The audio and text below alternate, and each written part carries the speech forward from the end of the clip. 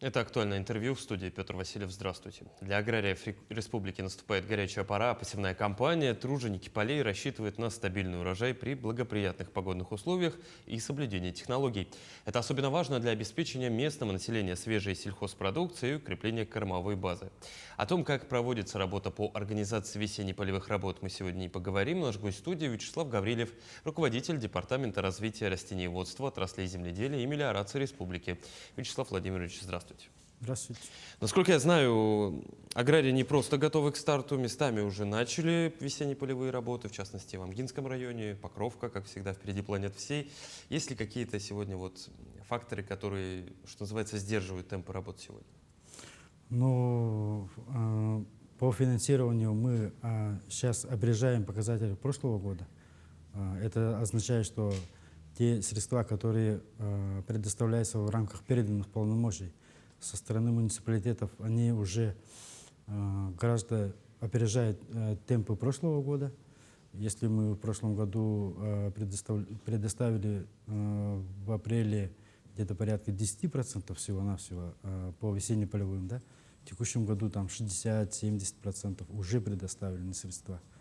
Это по некоторым районам, да, таким как вы сейчас упомянули Амгинский район, они уже все предоставили. И сейчас хозяйство при себе уже имеет средства, которые им позволят начать весенне-полевые работы.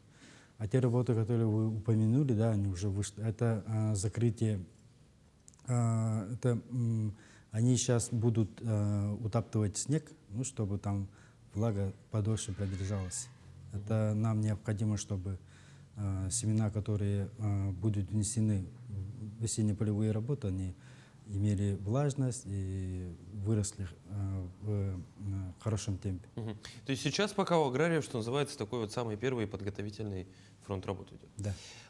Техника – немаловажный инструмент во всех смыслах этого слова для аграрных работ. Какова готовность вообще всего вида сельхозтехники, как обстоят дела с топливом, самое главное? Ну, сельхозтехника сейчас на данный момент она практически готова к работе.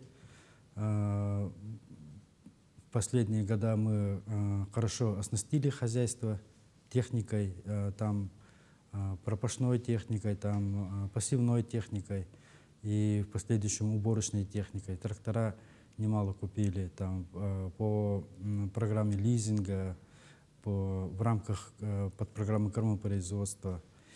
Насчет горюче-смазочных материалов, там, как нам говорят наши компании, да, которые ведают нефтяным сектором, они нас обнадеживают, что ГСМ на местах имеется.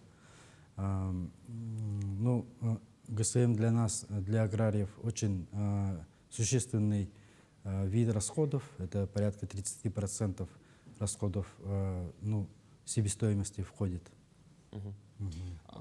Что за техника? Наша российская или китайских товарищей, если не секрет? Нет, наша российская, конечно. Ага. Это хорошо, да, хорошо. патриотично. Вячеслав Владимирович, а если говорить об инфраструктуре, допустим, есть же аграрии, практически все аграрии, если не ошибаюсь, там система водопровода, орошения, вот это вот все, она тоже готова к началу сезона? Ну, мы сейчас мониторим, да, вот наличие именно поливной системы, сколько у хозяйств есть. И где-то, ну, большая часть, кто занимается овощеводством, это порядка 200 с лишним гектаров, там уже 100% имеется поливальная система. Это позволяет нам получать стабильные урожаи. И по картофелю тоже имеется много поливной системы. Но нам эти системы в основном они ну, старые, да, вот, ну, 10-15-летней давности. И нам необходимо, чтобы получать стабильный урожай, ежегодно их обновлять. И для этого нам предоставляются федеральные субсидии, там 50%. И хозяйства могут воспользоваться этой субсидией и обновить. Вячеслав Владимирович, если говорить про урожай, какой прогноз на этот год по валовому сбору сельхозкультуры, в том числе на сколько процентов он отличается выше, ниже показателей прошлого года? Ну, в прошлом году, да, мы получили рекордные урожаи по зерну и по картофелю. И те планы, которые мы себе обозначили до 30-го года, в прошедшем 2023 году, они уже как бы устарели. Мы в декабре уже для себя приняли такие ну, планы, что оказывается они, ну не оказывается, а они чуть меньше, да, вот тех показателей, которые мы достигли в прошлом году. И поэтому мы будем корректировать планы для районов, для хозяйств, да. И таким образом мы сейчас будем планировать валовый сбор зерна порядка 15 тысяч тонн, по картофелю уже 76 тысяч тонн, ну и по овощам оставим 29 500 оставим. А вот вы отметили, что в прошлом году мы и по зерну, и по картофелю рекордов достигли, а куда это все потом реализуется? Я понимаю, что какая-то часть, она идет на, что называется, опять на семена, это такой бесконечный цикл, ну, там 10-15%. Вот это основное как раз семена, да. Те урожаи, которые мы получили в прошлом году, позволили нам в текущем году уже к весенне-полевым работам подойти к своими семенами, которые выращены у нас в республике.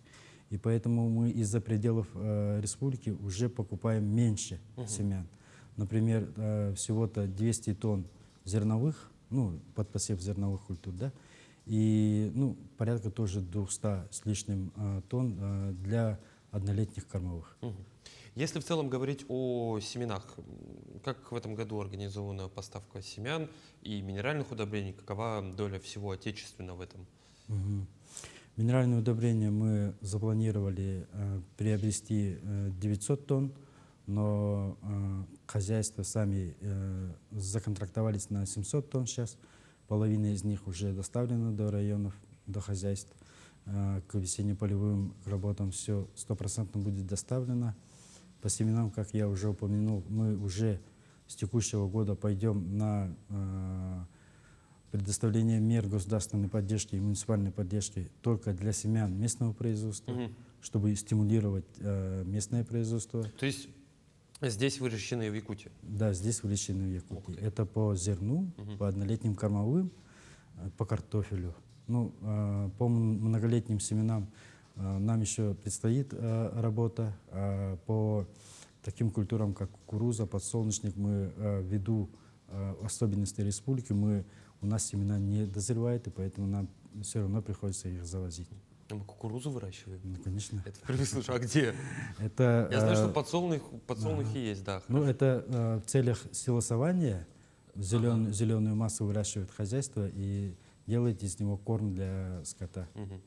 Понятно. Если говорить, Вячеслав Владимирович, о планах других культур, вот вы кратко отметили, что есть прочие культуры. Что за прочие культуры, какой план по ним? Может, есть какие-то отдельные районы, которые берут для себя, что называется, новые какие-то сорта или виды для выращивания в этом году?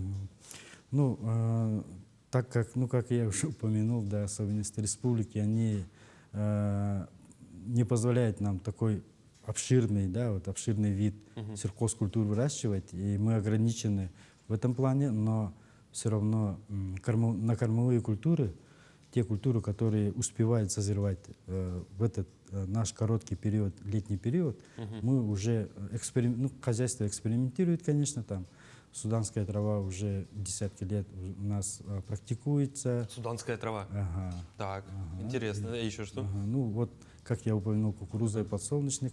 Массово уже хозяйство и очень интересуется этой культурой. И для получения именно молока, больших объемов молока для производительности скота необходимо именно возделывать вот силосные культуры. И мы сейчас, перед нами стоит задача увеличить долю именно сочных кормов против вот грубых кормов. Ну, естественно, от ростоя. В заключение я предлагаю на позитивной ноте остановиться. Скоро пройдет всероссийский агродиктант. Для кого он будет полезен, для кого это важно, студентам ли, опытным агрономам? Вот какова целевая аудитория? Ну, агродиктант уже проводится по России второй раз. В прошлом году по всей России приняло агродиктанты более 400 тысяч участников. Ну, исходя из того, что мы, как и республика, ну, в основном аграрные, да, жители, они у нас в селах, и все в сельском хозяйстве так или иначе они связаны. Надеюсь, жители республики примут активное участие.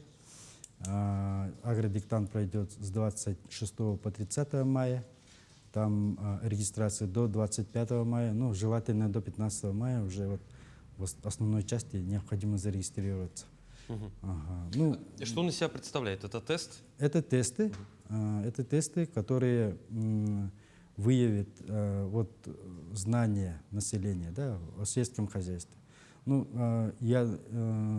все равно я думаю, что есть дети, которые думают, что до сих пор думают, что вот наша картошка, там, капуста, она выращивается в самом магазине, да, ну, сами не знают.